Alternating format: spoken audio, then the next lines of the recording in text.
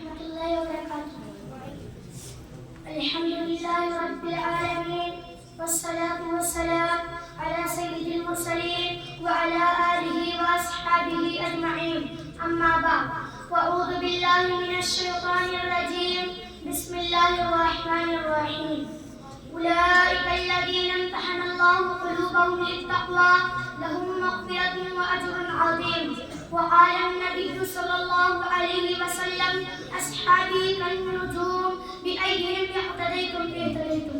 الہی دے مجھے طرز تکلم میری آواز کو تو روشنی دے، مجھے اتباع صالح پر عطا تو میری تحریر کو تو روشنی دے. لائق صدر احترام معزز سامعین، آج کے اس باوقار جلسہ میں ان اصحابہ خیر کا تذکرہ ہوگا جن کے بارے میں اللہ جل جلالہ عما نوالہ نے ارشاد فرمایا کہ وہ لوگ ہیں جن کے دلوں کو اللہ پاک نے تقوی کے لیے خالص کر دیا، ان کے لیے مغفرت کا اعلان اور اجر عظیم ہے.